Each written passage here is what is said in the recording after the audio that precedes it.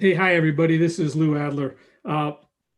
This was actually a practice session for LinkedIn Live because we're kind of moving our technology around. So I had to go live to see it. We're actually going to have a meeting next Wednesday with Jerome Turnek, the CEO of Smart Recruiters are going to be on here. We're going to talk about diversity hiring without compromise.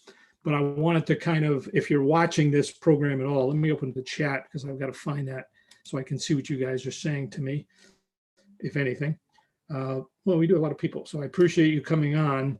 What I'd like you to do is, at least for now, and I want to honor the fact that you're here. This is not an official program. It even says June 24th, 2020, but it's actually July 3rd, 2020. What I'd like you to do is when I say the term diversity hiring without compromise, what does that mean to you? And I want you to be very honest. If I just say diversity hiring without compromise, what's your instant gut reaction to that phrase? So we got a lot of people, and I appreciate you all being on the call. And again, I want to tell everyone, if you're just joining, that this is not an official call. It's unofficial. Unofficial. Keep it quiet. All I was really trying to do is see if our new technology using Zoom webinar and streaming Zoom webinar to LinkedIn would actually work. It appears that it does work and the audio is good. And I'm glad to join a practice session. But I'd like to answer this question. I haven't seen it yet. What does diversity hiring without compromise mean to you? What does that phrase mean to you? I've got to find my mouse here. I lost the mouse. So, the worst part of being a presenter is losing a mouse. So let me see what you guys think. So what do you say that? And they fit with the company culture. Don't advance a candidate without compromising the company goals. Yeah, I like Natasha. I think, Natasha, that's what I mean it to be.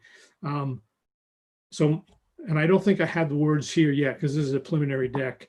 In my mind, a diversity hiring initiative without compromise means number one, you have to do it, but number two, you don't have to compromise performance to pull it off. So that's what in my mind, that's what it means. And that's what I'm trying to do. So I think people are agreeing with me. That's what it means. They're good.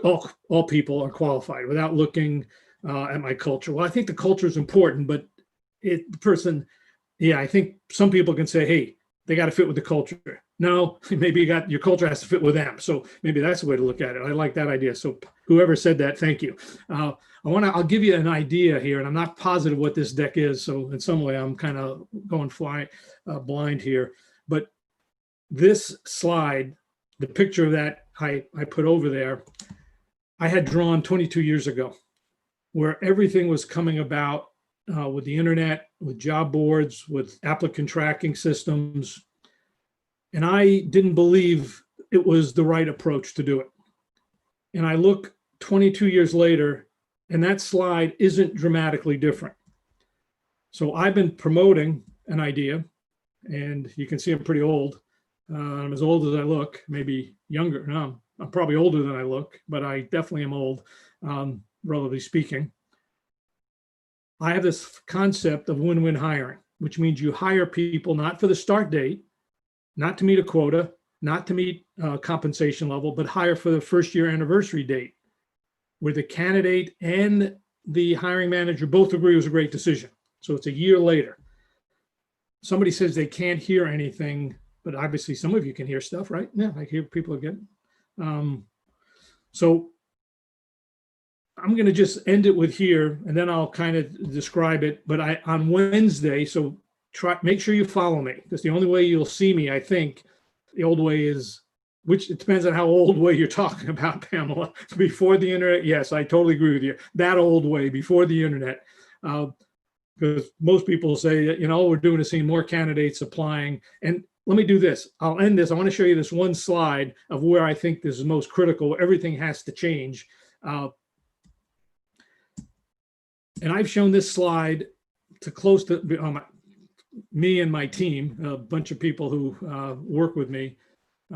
We've shown this slide to 30,000 managers and recruiters, but mostly hiring managers. And we basically say the big problem with hiring is you put a list of skills down in step one, that doesn't predict performance. You can have all these skills in the world and not be a top performer. Conversely, you can be a great person, including a diverse candidate who has a different mix of skills and be a top performer. But if your filter basically says, no, you got to have these skills, you already lost the diversity argument and the performance argument. But making matters worse is once a recruiter calls a candidate up who has all those skills, the candidate has to agree to a compensation package before he or she even knows the job, which is the stupidest thing I've ever heard of. Because every company has other jobs. Could be higher jobs and lower jobs, but that recruiter is blinded. Hey, I got to fill this job, not that job, or this job, which makes the whole system stupid. But that's the way it is. And then I'm going to give you that in a minute, Pamela. Hang on. For you, I'll definitely do it. I think I've seen you on here before. Then you have a judgment about the candidate's first impression. If you like a person, you ask easy questions. You don't like a person, you ask hardball questions. In fact, I did a study about 10 years ago where managers only asked behavioral questions for people they didn't like to prove to HR that they did it right. But for people they did like, they asked softball questions.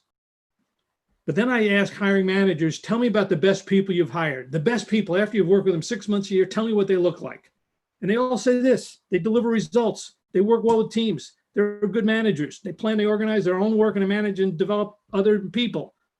And I asked people, who would you rather hire, left or the right? There's 30,000 managers. There's only one manager who said the left after I had time with him. Only one. He lives in New Jersey. That's why I don't go to New Jersey anymore. That's not really true, but I grew up in New York and we've always picked on New Jersey. So I apologize for people in New Jersey. But if you hire that one manager, you'll know. Ask him which side did he pick. Obviously, every manager wants to pick the people on the right, a great hire. But this is the real issue. The stuff on the left doesn't predict the stuff on the right. You've got to change. I'm going to be legal here. Don't worry. Pam, I'm going to cover you on that one too. Number one labor attorney in the United States, David Goldstein, the co-chair of the OFCC practice at Littler Mendelsohn, which is the number one labor attorney in the country, says what Lou Adler does is the right way to do it. If you go here to winwinhiring.com, at the bottom here in the lower left, you'll see a free course that you can sign up for, which also includes David's white paper on why what I'm about to say now is the truth. This is win-win hiring. This is diversity hiring without compromise. This is diversity hiring by design. If you want to hire a great person, you have to offer a great job. And a great job is not a laundry list of skills and experiences and asking the person to already agree to a salary before he or she knows the job and where you judge the person on personality. No, you define the job as a series of performance objectives. What does the person need to do to be successful? Build a team, grow sales, upgrade the department, put together an analytical report, design a circuit, build a software package that accomplishes A, B, and C. Okay, that's what they got to do. I'm fine with that. I don't care if they have 5 or 10 years experience or 20 years. If they're old or young, black or white, green or yellow, if they can do that work, they deserve the job.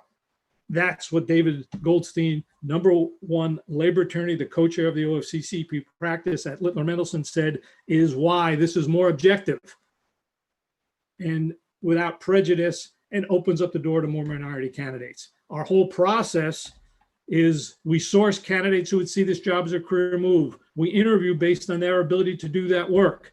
We offer them a job that not only allows them to do that work, but also grow and become better. Then we clarify that during the onboarding process and we deliver on the promise. That's what performance-based hiring is. Pamela, that's how it works. This was just a practice session. I know it worked because you're on here. I can see what you're saying. The one thing I would like to do, but I can't do it, is make the screen bigger. Let me see if I do that. I don't think I can make the screen bigger. It's just the way it is. It's the way Zoom presents it. So if I make the screen bigger here, that doesn't get any bigger, but so be it. So let me ask anybody. I'll take two questions. I don't know what I feel like I have to pay their tuition. Well, now there is if you go to win-win hiring, let me go back to this home deck here. Then I'll give you, this is a couple of free classes. If you go to www.winwinhiring.com,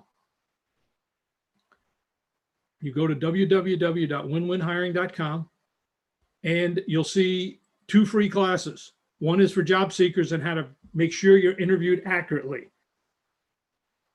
but you can't, if anybody can say, can you make my image any bigger? I don't think you can. That's the one thing about Zoom. When I use a different streaming service, I personally can adjust how the video and the slide goes, but with Zoom, I can't. It's just a little tiny thing. Well, maybe that's just as well. It's a little tiny picture in a corner.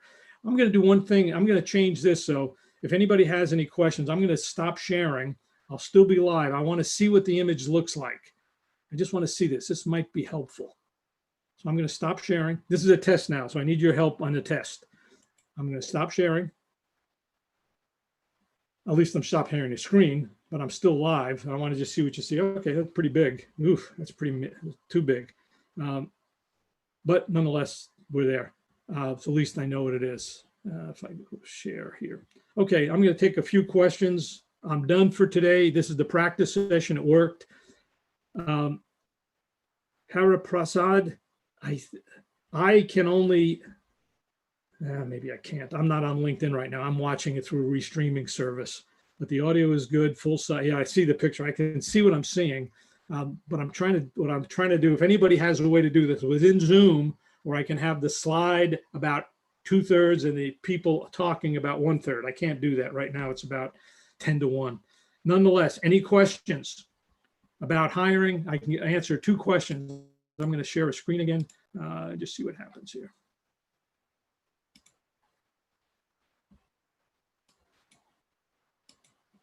Okay, some last questions. Yes, it's here, right here, Ken. Should be here, www.winwinhiring.com.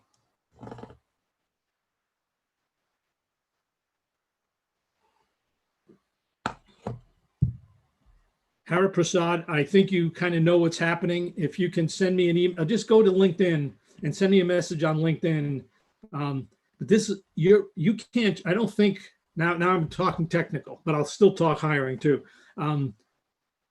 If anybody knows how to take this live meeting, I'm restreaming this within Zoom webinar, but it doesn't matter. And it seems like I'm restricted when I share a screen. All I can do is have the slide deck, which is 90% of the screen, and a little image, and I can get multiple panelists here, but that's all I can do. But if there's a way, but I don't think you can do it, Hara Prasad, within LinkedIn. You can't change the screen setting on LinkedIn, can you? If you can, tell me how to do it.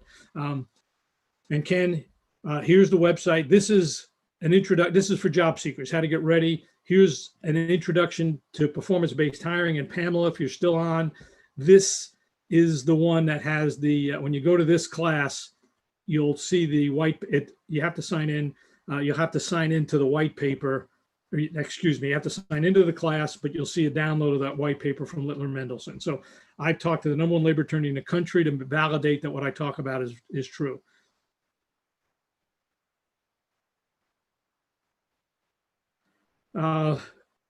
Sheikh, I think this, somebody just said they've been in recruiting for 7 years. Yeah, Pamela, those are the 2 lessons I was just speaking to you though. This is one for job seekers, the one on the left, and you'll see it there when you go to winwinhiring.com. This is the free one for an introduction to performance-based hiring, and it includes that white paper from Littler Mendelsohn. And I think people have looked at it in Europe, and I don't think it's 100% perfect in Europe, but the concept is there. There's some other personal privacy rights you have to handle, but irrespective of that, I think the foundational component is still correct. Well, Kaylee, that's a good question. I think that's an excellent question. It says experience is an indicator of ability. It's not. So for example, I just did assignment for a marketing person who's going to develop a lot of brand advertising. And the manager said, the person has to have an MBA and 10 years experience. I said, no, tell me what they have to do. Well, they have to come up with a complete aggressive advertising program that expands their visibility instead of 10% of the market to 40% of the market. So they have to grow the market visibility of their platform by 4x or 40% share of the market. Now, my question, is it 10 years experience or is it enough to do that work? So that's what the hiring manager said. How much experience do they have to have? I said, I don't know. They have to have enough to do that work. And how do you determine that? I said, well, I'm going to talk to a candidate. I'm going to look for candidates who who I think have enough marketing. It's probably 3 to 5 years anyway. And then I'm going to ask, hey, Khalid, here's what we have to do. We have to expand our market visibility by 4 times using every type of marketing capability. Radio, TV, social media, face, it doesn't matter. You've got to do that. Walk me through the biggest thing you've ever done related to that. Now, Khalid, you might, so that's experience, but it's your past performance. So it's not 10 years, it's enough experience. You might do that a year. You could do it a year doing it and you'd have enough experience. So that's the point I'm making. Hopefully you were still here and listen to that.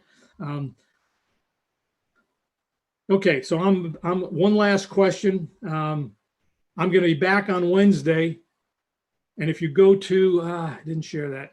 If you follow me and you look at the events, so follow me if you're interested, if this stuff is meaningful for you. If it's not, don't bother. I tell bad jokes. So it's not worth the jokes. But if you're interested in hiring from a hiring manager standpoint, from a talent leader standpoint, from a legal standpoint, from a job candidate standpoint, go to my almost daily recruiting show. It's actually weekly. I've got some great guests coming up. I've got Jerome Turnick, the CEO of Smart Recruiters, coming up on Wednesday, July 8th. I think on July 15th, around there. You go to the schedule. If you follow me, you'll see the schedule. I got Josh Burson. Josh Burson's coming on the 15th. I've got Kevin Parker coming on the 23rd. He's the president of HireView, video interviewing. And then I got David Goldstein on the 30th, that lawyer I was talking about. This is going to be great, guys. Just get to there. You'll get up to speed real quickly. Good luck. Hope to see you next week. Have a great 4th of July weekend, the best you can, at least with friends and family. Give them a hug for me. See you next week. Bye, all.